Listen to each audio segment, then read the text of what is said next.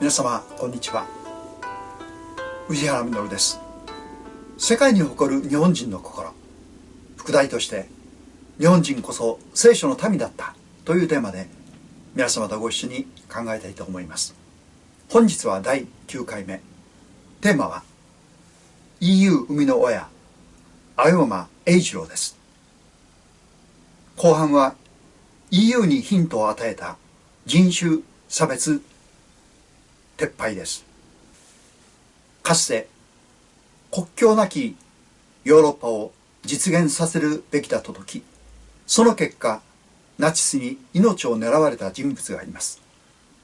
その人物は日本人を母として日本で生まれ、青山栄一郎という名を授かった私たちの同胞です。ここまで聞くと大いに興味をそそられます。林真吾著 EU の元井を築いた男青山栄一郎も参考にさせていただきたいと思います。近代におけるヨーロッパ統合思想の先駆けとされるのはオーストリア・ハンガリー二重帝国のリハルド・クーデンホーフ・カレルギー伯爵です。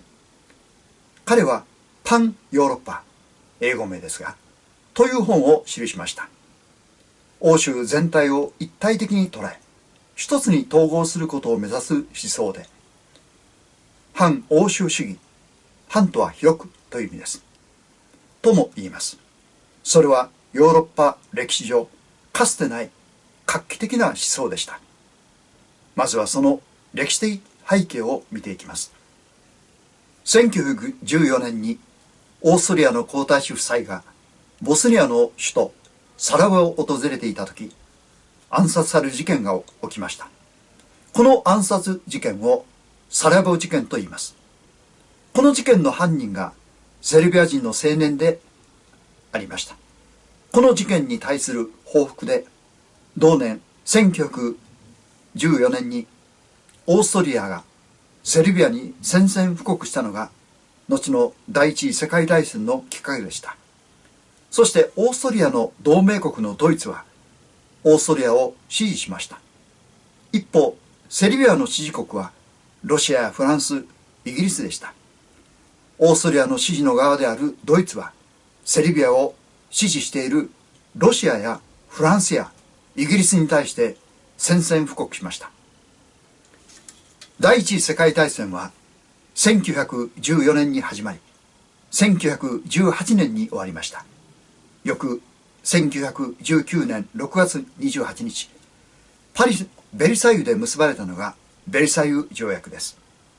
1月に始まった協議が半年もかかった理由は、各国の利害の調整が困難だったからで、エゴのぶつかり合いだったからです。戦勝国が敗戦国、特にドイツを懲らしめようとしました。彼の祖国、オーストリア・ハンガリー二重帝国もドイツと同盟国でしたから、国家は解体され、多くの財産を失いました。この様子を見た栄一郎は、大戦以前よりも一層分断されたヨーロッパを生み出したということに気づいていました。ベルサイユ体制など早々に解体され、下手をすれば第二次世界大戦が起きるであろうと、将来予測されるソ連の脅威に対し、ヨーロッパのどの国も独力では対抗できないのであれば、一つにまとまるしかない。当時、無名の一青年がこのような壮大なことを世に問うことは、政治家に働きかけても相手にしてくれるはずがない。そう思った彼は次の方法を取りました。まずは自費出版で青年たちに説く。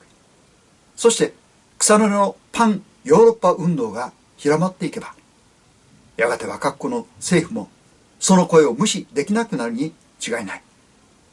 ただしその本には一つの特徴を設ける。私はパンヨーロッパ運動に参加しますと書かれた著者宛てのハガキを挟む。これに住所氏名を書いて投函すれば、自動的にパンヨーロッパの会員になれるのです。我々は文明と歴史を共有するヨーロッパ国民にならなければならないという理念は若者たちに熱烈に歓迎されました。本は最初の1年で10万部売れました。これはドイツ語圏だけの数字で、さらに各国語に翻訳されました。ヨーロッパで記録的なベストセラーとなりました。何より英二郎の思惑を超えて各国の政治家が素早く反応しました。まずはオーストリア政府がパンヨーロッパ運動への全面的協力を表明し、ウィーンの旧王宮の中に事務所を提供しました。こうして1926年10月3日からウィーンで第1回パンヨーロッパ会議が開催され、英二郎はパンヨーロッパ連盟の初代会長に選出されました。この時24カ国から2000人以上が参加し、その多くが首相、外相経験者、もしくは後にその地位につくような大物政治家でした。一介の青年哲学博士が司祭を通して世に問うた作品がヨーロッパ中に感銘を与え、わずか3年ほどでこれほど大きな政治運動になったのです。パンヨーロッパへの参加を表明するハガキはなんと100万通を超えようとしており、この大会には5大陸の各地から祝電が届きました。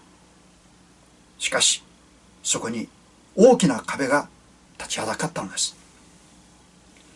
1929年10月にアメリカの恐慌は世界へ波及しました。第一次世界大戦で植民地を失ったドイツや、もともと経済基盤が弱かったイタリア、日本などでは危機が深刻化していました。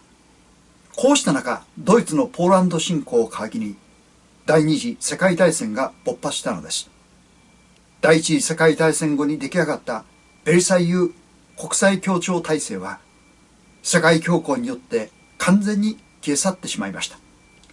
その間、英二郎はナチス党から命を狙われ、決死の逃避行を重ね、最後はアメリカに逃げ、戦後フランスに戻りました。彼の提唱した運動は政治家の手に引き継がれていきました。1960年代から90年代にかけて EEC 欧州経済共同体から EU 欧州連合に至るヨーロッパ諸国の歩みは、経済の統合から政治の統合へ、国民国家から国境なき欧州連合への歩みでした。2002年、単一通貨ユーロを発行、国境なき国家連合となりました。元来ヨーロッパにはなかったこのアイデアは、特に日本人である母青山美津子の影響を深く受けたと本人が記しています。母青山美津子の生き方は、日本古来から培われた共栄共存の考えによるものでした。西洋の個人主義は分断を生みやすいのです。それとは全く別の共に生きる考えです。これは非常に東洋的と言えます。聖徳太子の和もって尊しに表されています。20世紀において日本人が心から夢見たこと、それは何だったでしょうか。それは人種差別のない世界でした。第一次世界大戦が終わった翌年の1919年、フランスのパリで講和会議が開かれました。第一次世界大戦の戦後処理と国際連盟の結成が話し合われた会議です。そこで日本の牧野全権大使は法案を提出しました。真の世界平和を達成するためには、世界から人種差別を葬り去らなければなりません。国際連盟の名約の中に人種平等の原則を入れることを提案します。人種差別撤廃法案は圧倒的多数で支持され通過したと思いました。しかし大国アメリカとイギリスとオーストラリアが強硬に反対しました。当時欧米諸国の多くは人種差別をすることで成り立っていたのです。こうして日本が提案した人種平等案は葬り去られてしまいました。このように第二次世界大戦以前の世界は人種差別の時代でした。民族は差別されていました。あらゆる民族を同等に扱う聖書的な思想は当時の世界に根付いていなかったのです。しかし日本はその人種差別に対し猛然と戦いを挑みました。私たちには忘れてはならない、どうしても語り継がなければならないことがあると思います。それは戦争の悲惨さだけではなく、日本人としての誇りではないでしょうか。世界に感動を与えた日本人の素晴らしさは共栄の考えでした。聖書の一節をご紹介します。人々は東からも西からも、また南からも北からも来て、神の国で食卓に着きます。新約聖書ルカの福音書13章。今日に至るまで人が人のものを奪うことによって成り立ってきた文明があまりに多くあります。イギリスの誇る大英博物館の展示物の多くが世界からの略奪品です。欧米諸国の多くがそうでした。しかし本当の文明は略奪から共生へ進まなければなりません。イエス様は来たるべき世界について言われました。やがて神の国が地上に来るとき、東洋からも西洋からも、また南の国からも北の国からもたくさんの人々がやってきて同じ食卓に着くのです。略奪のない世界、つまり皆が平和に一緒に食事することができる、そんな世界が来るという本当の共生の時代とは、神にあって全ての人が共に生きる、共に喜び合い、共に愛し合って支え生きていく時代です。それではお知らせです。次回10回目、テーマは世界に誇る武士道1回目、武士の情け。チャンネル登録ご感想いただければ嬉しいです。本日もご視聴誠にありがとうございました。